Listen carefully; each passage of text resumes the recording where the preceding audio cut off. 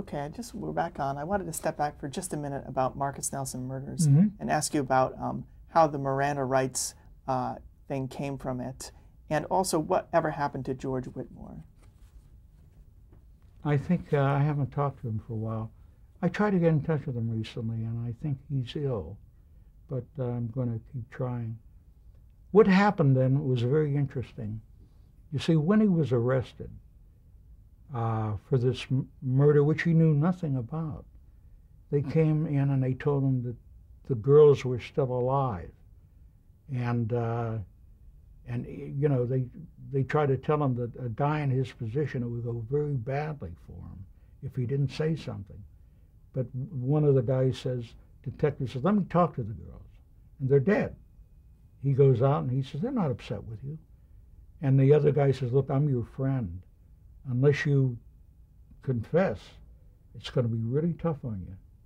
And here's this kid who knows nothing about these things and said, finally, all right, He thought he'd just go to jail for a couple of years and escape death, but they went all the way with it. And I think the Miranda rights grew out of that incident. Okay, let's go back to King now. We were talking about how you were directing it. Can you talk a little bit about casting the lead? Yeah. Paul Winfield, who died just recently, was a wonderful actor. And I interviewed a lot of actors for it. I don't want to mention their names because, I don't want them to feel badly. But Paul had a character of him, and he was very good. At times he would go over, and I'd have to bring him down. But it was a remarkable performance because you could see the frailties within him and the subtleties. And it was a thrilling experience. And there was Ossie Davis, who played his father, And Martin's father loved that performance of what he did with him. Cicely Tyson, who was well thought of, to me was a trifle mechanical, She was good, but not extraordinary. Then there was an interesting thing that I cast Harry Belafonte as Malcolm X. And Harry and I have great admiration for Harry. We had some arguments about him, so unfortunately, it didn't work out. But we had another wonderful actor to do it. And Tony was in it, Tony Bennett, my friend, because he had very early became a champion of King. Incidentally, he's on the DVD. And we had a moment with him.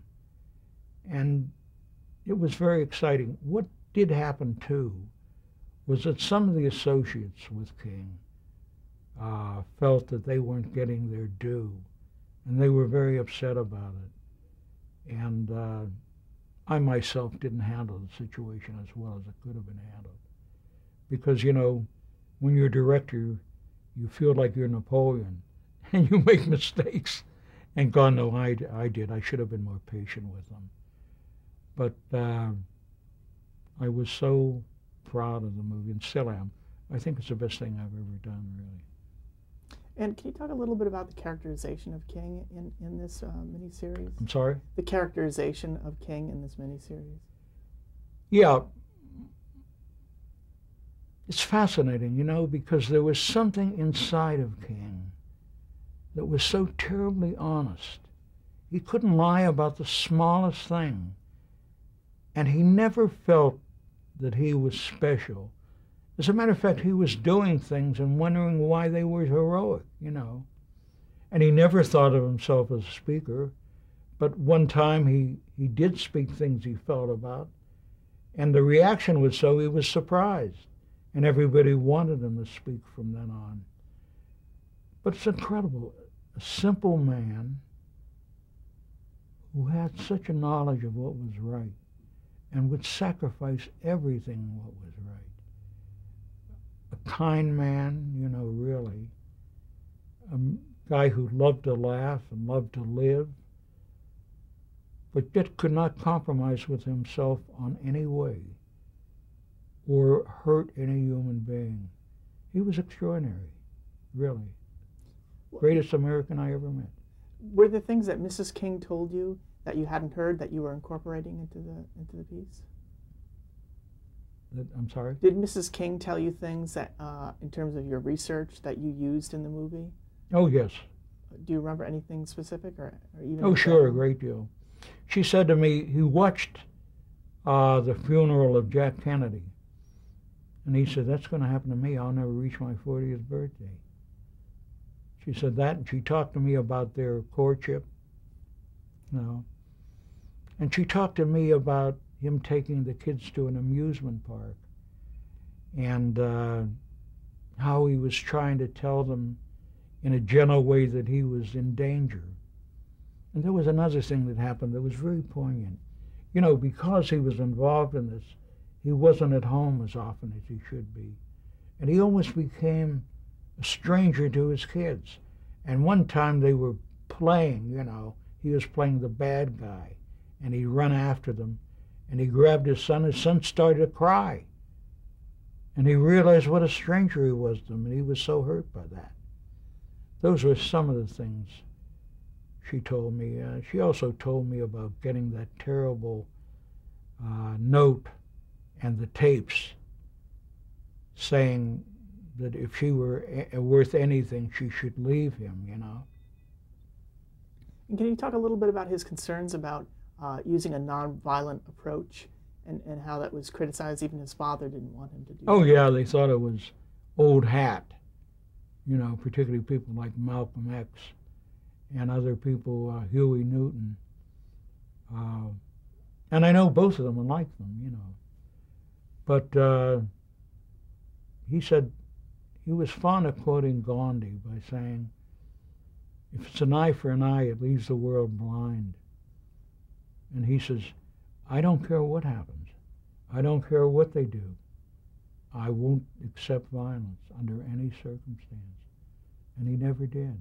When he was alive and you were talking to him about the project, what did he say that he wanted it to say, or did he give you? Nonviolence was very important to him. And he said, I want you to show my faults. I want them to believe me, And at one point toward the end, he even said to Coretta, maybe there has to be violence. Maybe there's no way of doing without it. But eventually he came back to himself. It was incredible that last night where he said, I'm happy tonight. I'm happy. And it's almost as though he knew he were going to die. I may not get there with you. It was such a perception, In terms of your research on his assassination, there was an inquiry after that, wasn't there? Can you talk a little bit about that? The inquiry? Yes. Well, they wanted me to come to Washington and testify, but I watched the way it was going, and I didn't, a lot of people wanted to cover it up. And they had people that had gone that were quite well, handled it very well. But a lot of them were upset that the whole thing was happening. Incidentally, it was done in conjunction with investigating the Kennedy thing, too. So in a kind of way, I helped to bring that about, because I never believed that was a single assassin, too. But what a time it was. Here were such prominent, wonderful guys being killed all over the place. Bobby, too, and King. It was a very violent time, almost as violent as today. How was the King miniseries received critically? Well, it got some wonderful reviews. The New York Times loved it, and Newsweek. And there were some others that didn't, didn't care for King or thought I was fudging on facts. The ratings were not great. I don't think it was presented well.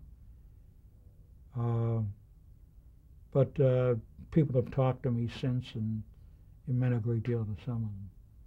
All right, I'd like to talk about the television movie Skag and the series that came from it.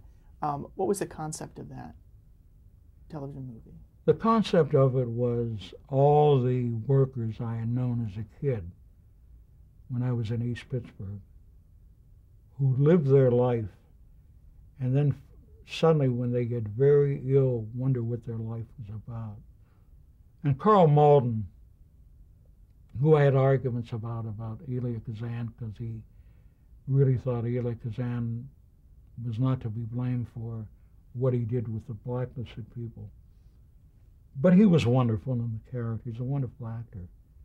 And but we disagreed about a lot of things, so I didn't want to be part of the series, and I know a lot of people try to get me back, and people were saying, well, they wanted to have the quality of the pilot, which got tremendous ratings and wonderful reviews.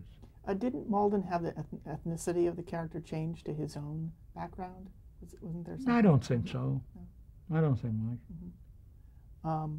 So were you not involved in the series at all? Or? No, not at all. Just the pilot, which I had a great deal to do with. Mm-hmm. Can you talk a little bit more about the research of that show? Well, the research of it, I went back home and talked to people that were working and about their lives and the meaning of it. And so many of them thought there wasn't any meaning to it. And how people would look down on them, guys that worked in the Westinghouse, and the alienation of their kids who had a sort of a prejudice against them because of what they were, just simple workers. And so that was whatever research, it was a human research. Why did you want to do it? How did the idea come about to do it? It came about because I had a friend I went to school with who died, who talked to me about his life and how it lacked meaning. And I wanted to do something not political at all, but entirely human from beginning to end. Okay. Now I wanted to talk about the Atlanta child murders. Yes. You had already started to talk about it. First of all, who is Gerald Rafshoon? George Rafshoon was a guy who was very close to Jimmy Carter. As a matter of fact, he was number 3 in his administration. And he brought the property to me. And what they were saying to me was, look, here's what happened. This wonderful black administration and the cops got together and found out who was murdering all these children. So that was the idea of the project. So I sent down a wonderful black writer. I wasn't thinking of doing it, but I sent him down, and he said, there's something terribly wrong here. None of the parents say they even knew this guy. They're trying him for the murder of 2 adults. They're not even going to try him for killing the children. And I said, wow, and I talked to Bob Woodward about it. And Bob had talked to a man who was on the Supreme Court in Georgia, a wonderful man. And he said the case was a sham. Also people like Larry Tribe, the great lawyer, and William Kunstler. And when I got into it, I went to jail to see him. He's not a very likable guy, unlike George Whitmore, But nevertheless, he was innocent. And he was very informative when he talked to me. And as I say, I think he had a lawyer that was a little cowed by everything. And of course, they went all out. It was the kind of sensation that happens now and again. And here I come along and saying it's all bunk. People didn't like me, and as a matter of fact, I'll tell you a very funny story. I had just married Myra then, and we went to Harvard. I was talking to Alan Dershowitz's class, and Time magazine was coming out. Myra read it was so bad she didn't want to come home with it. Now, in terms of your research, what did you find out about the fiber evidence that was so important to the case? Well, the fiber was insubstantial, and really they had almost no evidence. He never knew them. He never saw them. And what happens what is worse than our justice system, and God knows it happened again and again in Chicago, they'll find a suspect, and they're going to make it work. They're not going to say, I made a mistake. They make it work. And that's what happened with the Atlanta child. Why do you think that happens? Well, I think it happened because, I'll tell you, I think one of the reasons, not the main reason, but one of the reasons was there was a black administration at that time. And they didn't want to make it into a white-black thing. But, we've had certain information that part of the Klan might have been involved.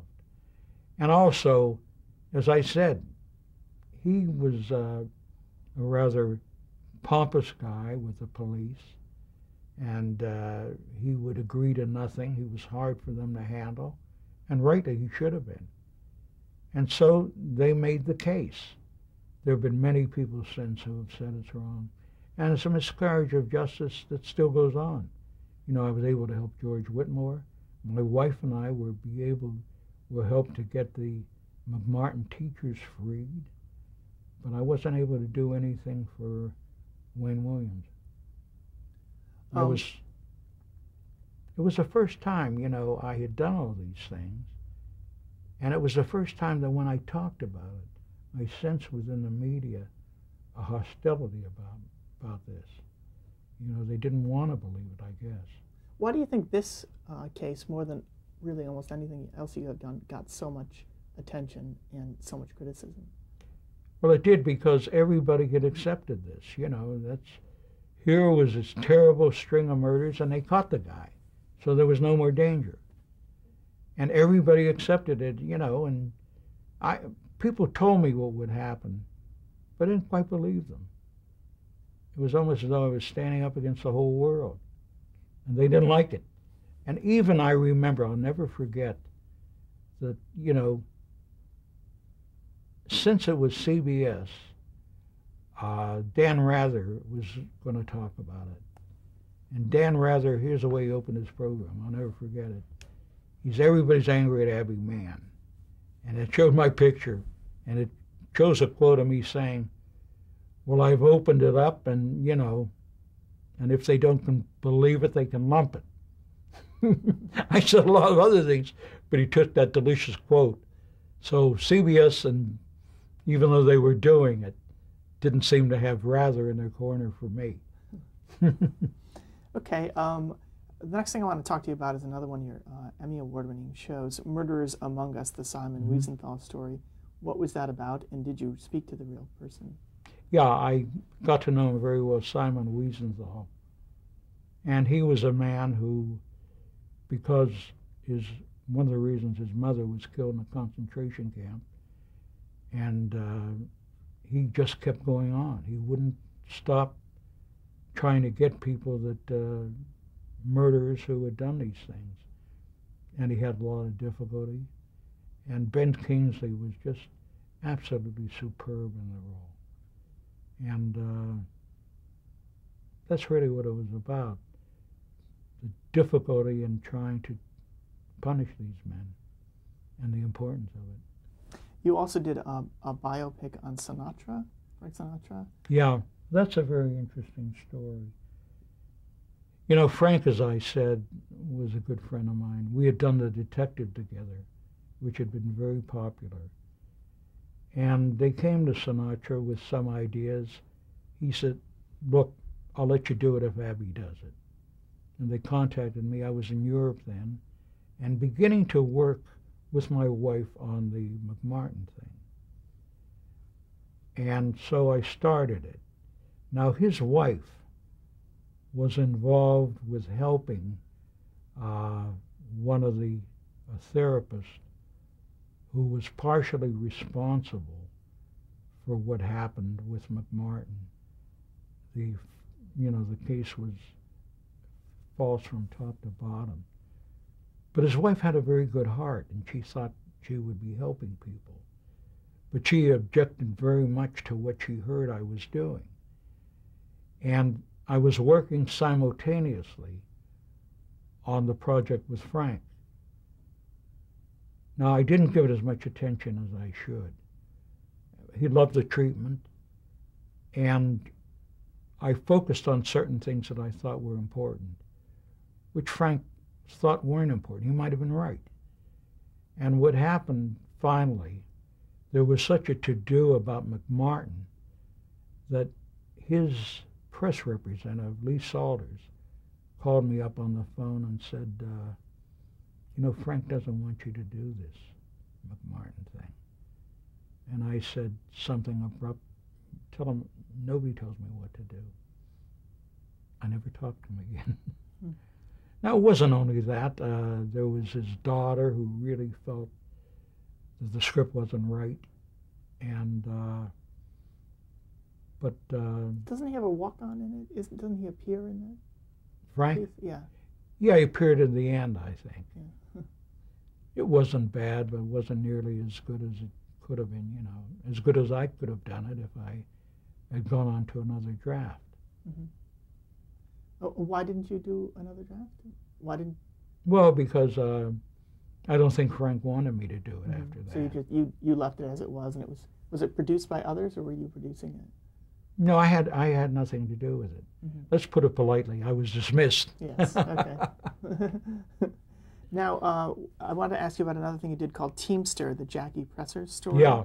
What was that about? Well, that was about Jackie Presser, who started out. He was a union guy, and he started out. He had some very unfortunate connections, and eventually he started to rebel about unions and what was happening to them, and he died without being able to succeed in what he wanted to do. And I must say, Brian Denner, he was just wonderful as that character, just great. Okay, now let's talk about Indictment, the McMartin trials. Yeah. Were you following the trials as they were happening in the 1980s? How aware were you? Not really. Not really. I'll tell you what happened. I watched the daughter of the woman who was running the school, Peggy Bucky, and she was so eloquent. I said, God, these people are supposed to do these bizarre things. I can't hardly believe it. And so we went and met with them. But you watched her where? I watched her on, I forget what program it was, and it was on some talk show. I forget the name. But anyway, we met with them, and, you know, the school had been going on for years and years. And they'd won awards. There wasn't a breath of scandal about them. And when I met them and talked with them, I said to myself, they're innocent.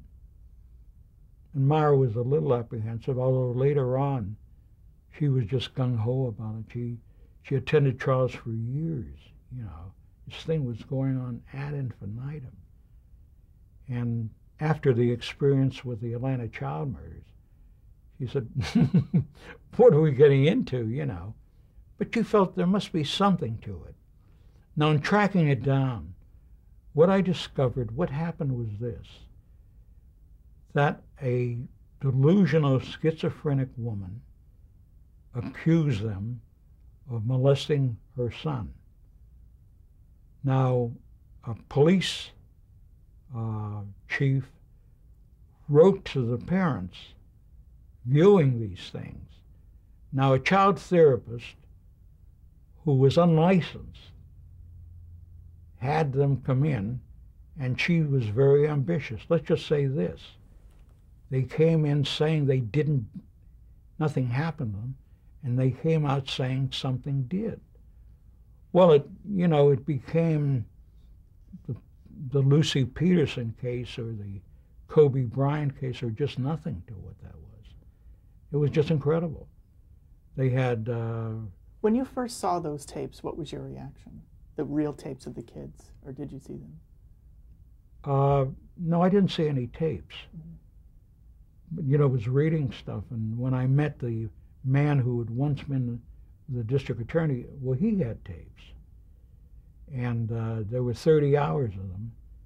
and we gave them to the Attorney General, all of which really blamed the zealots and the parents who believed it happened.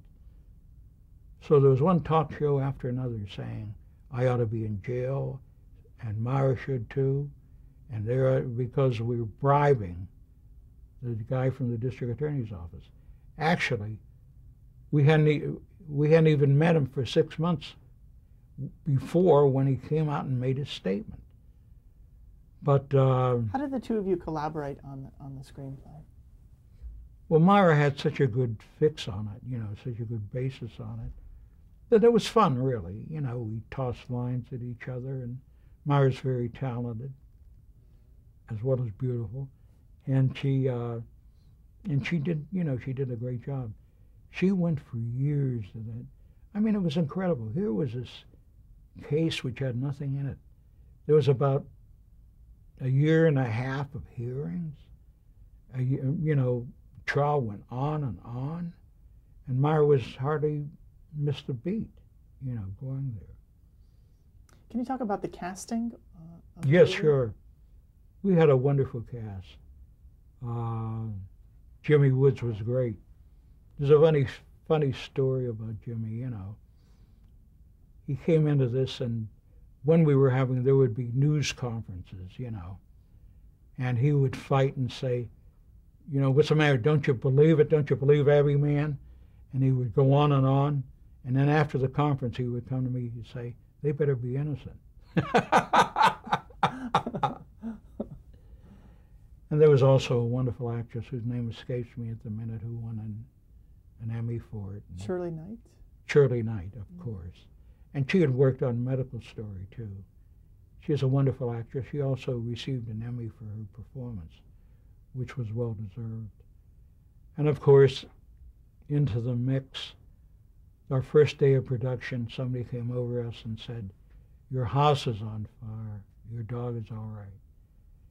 And we went to the house, and it was just incredible, for this to happen. And the house was on fire and your dog was all right? Was that what you said? They said, yeah. They rescued your dog? Huh? Yeah. I don't know.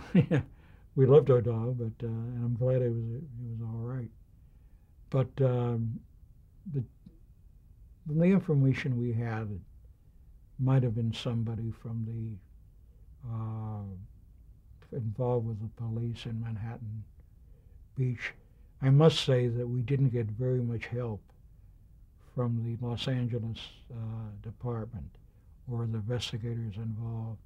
As a matter of fact, somebody said to us, they never thought them so reluctant to investigate a case.